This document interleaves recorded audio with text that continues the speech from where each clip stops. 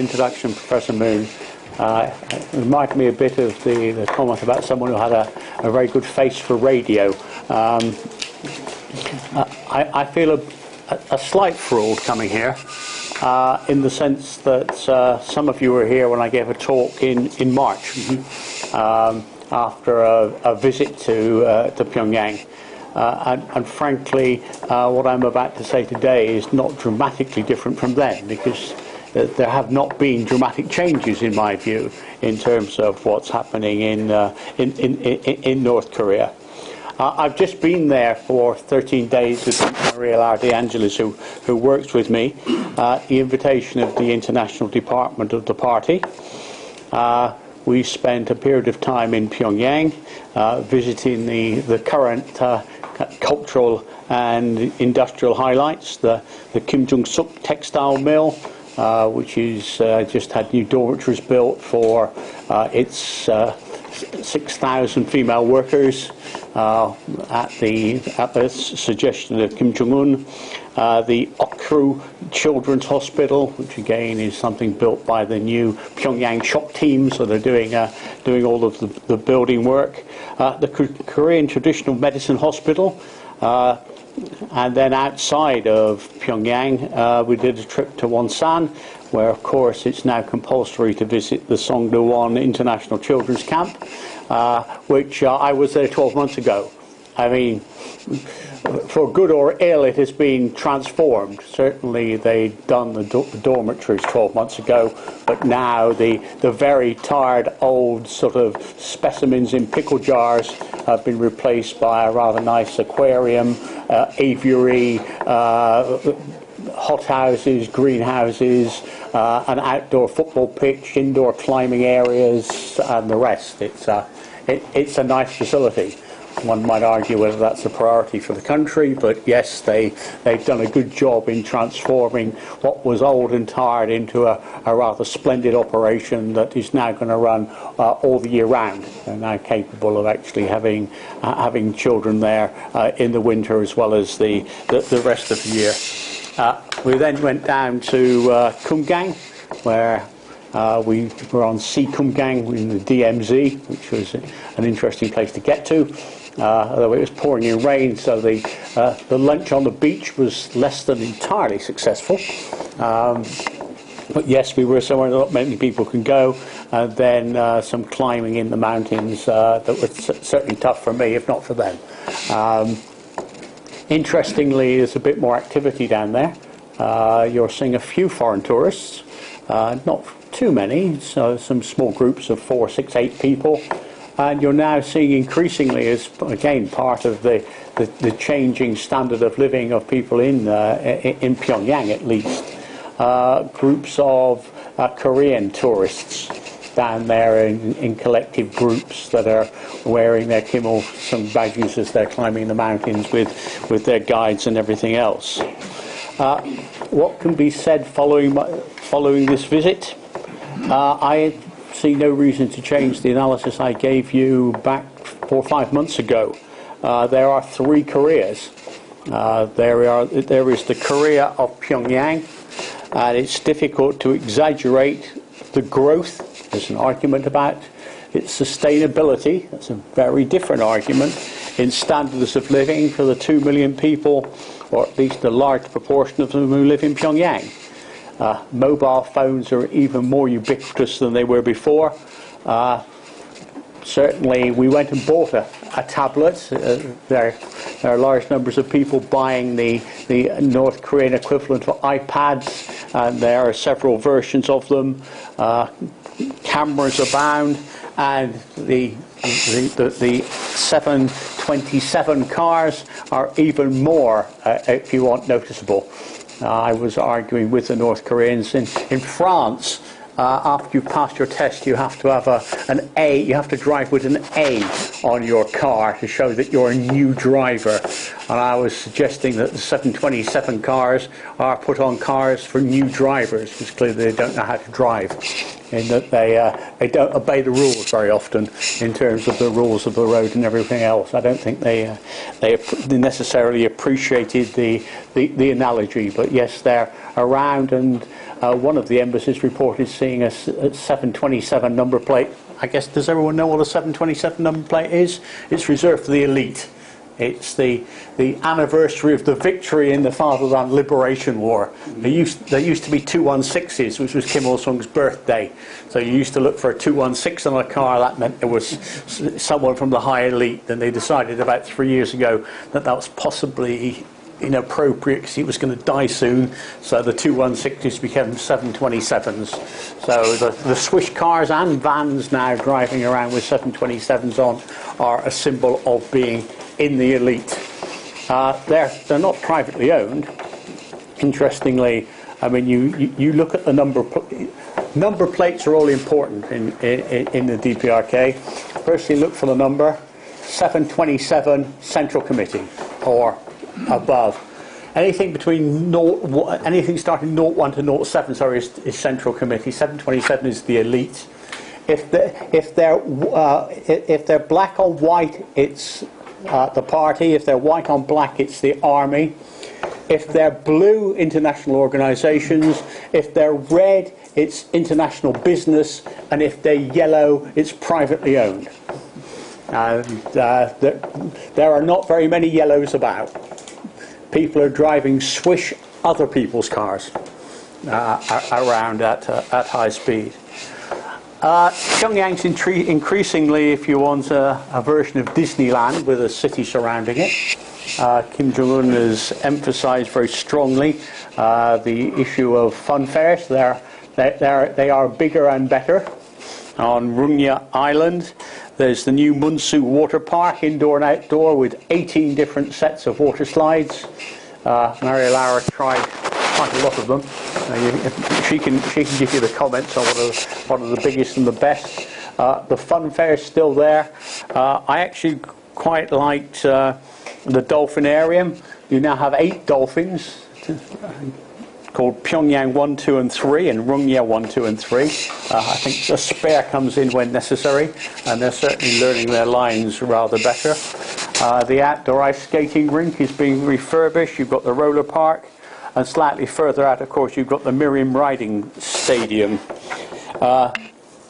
We were out at the Miriam Riding Stadium. Our departure was delayed for an hour because next to the Miriam Riding Stadium is the April the 25th State Guest House, and it was delayed by an hour because 16,000 guests checked in on something over 600 flatbed trucks, coaches and double-decker buses, and we were there waiting for this queue to go by. I'm not quite sure what they're doing, but there are a lot of them and a lot of the people doing it.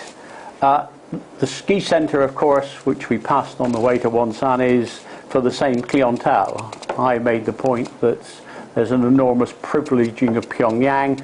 They're the people who count. They're the people who determine, at least in the short and medium term, the survival of the regime. And they are happy. I mean, all the evidence is that those people have never had it so good, at least in their living memory. And in my view, they're very happy about that, and they are supportive on that basis of the regime. That doesn't say so much about the other 22 million, and the evidence we have is that the situation in the countryside is not much improved. Certainly, you can still see, if you want crops on the hillside at slopes that most farmers in Europe wouldn't walk up, being grown. So there's still a kind of desperation about maximising output. All the evidence is that this year's crop will be quite good. I mean, that's not necessarily because of any improvements at their end. The weather's been better. So it's likely to be a comparatively good crop this year. We have no further evidence of what's happening up in the Rust Belt because we weren't there. We might have some idea, as we're told in the introduction. I'm due to go with a delegation up to Rasong at the weekend. There's a 3-day visit into Rasong for a group around the Northeast Asia Economic Forum, which is Chinese, Americans, some Europeans and some South Koreans. So who organized the kind of forum? Yeah, well, I mean, we've organised it for them. You organise? Yeah, so I mean, I've been meeting in Pyongyang with people with respect to the new. Well, I'll come on to that in a minute. In terms of the fairground complex, there's now the benefits of a new Feely cinema. It's a 3D cinema where you're sitting in banks of seats that all wheel and go with you. And you've got plots of the films like Don't Wait for Us, with a squadron of fighter pilots successively engaged in air, land, air, sea, and aerial dogfights, based on some film from I think a couple of decades ago, called, Don't Wait for Us, We're Not Coming Back. And then apparently we saw at Songdo-won the same facility where Kim Jong-un's favourite Liberation follows the Seoul Ryukyong-su 105th Tank Division's liberation of Seoul, where you judder to a halt on your seat outside of City Hall in Seoul with Tank 418, whatever the famous tank number is. It's quite an exciting ride, and certainly I've seen one or two little old ladies who staggered out looking much the worse for wear. So it's not bad as entertainment. The picture policy has obviously changed over the last 12 months. There's a lot of new pictures about, suggesting that lots of old pictures have been removed because they had the wrong people on them.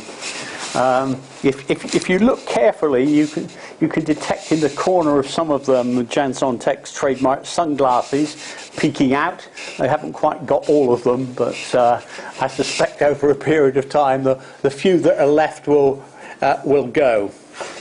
I was going to talk a bit about the special economic zones. I found the special economic zones confusing, to put it mildly. There are three of them that fall outside of the purview of the State Economic Development Administration. They are Kaesong, the Mount Kumgang International Special Tourist Zone, and a new zone, which is the Wonsan Mount Kumgang International Tourist Zone. They are separate from the rest, and are essentially, as I understand it, administered through the party apparatus, or certainly Kaesong and Mount Kumgang are. And I did say last time I was here that the whole issue around Kaesong was, to an extent, an internal party fight, because there was concern that some people, like the United Front department inside the party, saw it as a cash cow. Kaesong was great, it was a way of feeding money into the system. Others, following recent events in the Middle East, were more concerned that it could be used as a way of trying to undermine the regime in the longer term. Kumgang at the moment is on, not Kumgang, Kaesong is on 53,000 workers, originally envisaged to go up to 250,000, then 450,000. Only one member per family to work there, so logically if it was up to 450,000, you'd have roughly 2 million people dependent on the workforce there. And the scenario that was being played out in Pyongyang was, at that point, the South Koreans and the Americans would close it down. After a couple of months of deprivation, there would be food riots, and there would be an opportunity for the South to intervene. Now, the likelihood of that seems to me to be low, but nevertheless, this is the kind of thinking that was actually concerning people. So this is a separate issue, and I think the outcome of that has been what I would put as a score draw in sporting terms. They agreed to reopen Kaesong, but the notions of any prospects of any sharp enlargement, maybe a bit of incremental push up by a few tens of thousands, but multiplying by 10 in size up to nearly 500,000 people actually working there seems to me unrealistic in the current way of thinking. There's also been some restructuring, At one time, it was the Cabinet and the Ministry of Foreign Trade and the Joint Venture Investment. So you had the Cabinet, the Ministry of Foreign Trade, the Joint Venture Investment Commission reported directly to the Cabinet, with the State Economic Development Commission reporting to the JVIC. That changed with the Joint Venture Investment Commission and the State Economic Development Commission reporting separately to the Cabinet. You now, apparently about 2 months ago, well, I've been told, there's now been another change, and now the new Ministry of External Economic Relations reports to the Cabinet. Below that is the General Bureau of Economic Development, which has the new State Economic Development Administration reporting to it, which is seen to take on the main role for the other special economic zones, with the Joint Venture Investment Commission becoming merely a procedural device for actually dealing with the administration of the zones. But the policy has been driven by the State Economic Development Administration. There are now 25 zones, as I said, 3-party. Well, the Wonsan Kumgang, not quite sure where it is, but it's not the responsibility of the State Economic Development Commission. They range in size from Rasong at 470 square kilometres, which is, I'm told, the size of Singapore. Someone knows more about Singapore than I do, let me know. Which has in it 300,000 people. And they're proposing to move in more people. If you're in there, there's a fence around the outside. If anything, people are climbing over to get in rather than climbing over to get out, like with the old special economic zones in Shenzhen back in China a quarter of a century ago. But you're in there and you've got all the benefits. It goes down to 1.37 square kilometres for the Jindo Export Processing Zone in Nampo. I guess nobody's living in there. I mean, you're not going to be. And in between, you've got a whole series of zones, like the Kangrong International Green Model Zone, green organic farming and fishing, the Unjong Zone for high technology, the Chongjin Zone for metal processing, machinery, electronics, the Wando Zone for advanced technology, the Hongdong Ri Zone for industrial development, Wonsan for light industry, Hungnam for chemicals, Wiwon for silk, Chongnam for coal products, Pukchon for fruit, Simpyong for climbing and game hunting, and Onsong for golf and horse riding. So you take your pick. You've got a special economic zone for almost anything you can think of. It's not clear which model these are being run on. You have the Kaesong one where people come in and go home, and you have the Rasong one. But say for a Sinuiju zone at 40 square kilometres, the largest of these other zones is 8.1 square kilometres, and that's a tourist zone with game hunting. So one imagines they're trying to keep people away from the game. So on that basis, it would suggest that these are going to be zones where people are going to come in the day and go home in the evening. Overall, what's the situation? It seems to me that the party is still in power, very much so. There's a clear position, like it or not, that actually they're a nuclear power to stay. It's a nuclear power that stops happening to what's happened to Libya, what's happened to Syria, what happened to Iraq. It also gives them the freedom to switch resources into the civil economy as to the non-military economy. The ship remains on course. Again, as I said, I think money's been put into privilege Pyongyang to keep people happy. The issue is how long before the money runs out, because there's certainly no evidence that the economy's recovered a bit, but not to the level of the kind of spending, in my view, that we're actually seeing in Pyongyang. What are the interests for the future? Certainly very keen on high technology. There's they're privileging, within Pyongyang, they're privileging the scientists.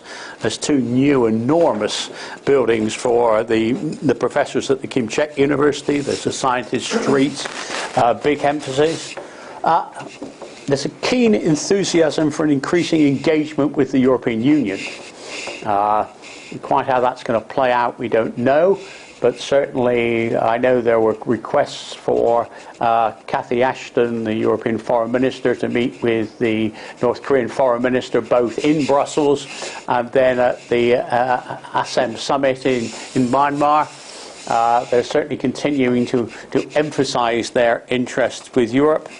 The one political change since I was last there, which seems to be particularly interesting, is that Kim Jong-il, alternate member of the Politburo, Central Committee member, Secretary of the Central Committee, who was put in as the new face of the international department of the party, has been replaced. He's been replaced by Kang Suk-ju, who, in a sense, is one of the few people that are even more senior than he was. I mean, Kang Suk-ju was a full member of the Politburo. As most of you all know, was the chief negotiator in the early rounds of the 6-party talks, considered to be a key advisor to Kim Jong-un and to Kim Jong-il in the past, and he's now been put in charge of international relations. So, for them, international relations are party to party, not ministry to ministry. That's where the key decisions are made, and we'll have to see if his new place there signals anything more than a wish. They would like to turn, if you want, new international engagement into a reality, but I don't. Well, yes, it's easy to wish, it's harder to deliver. I'll leave it at that. Thank you.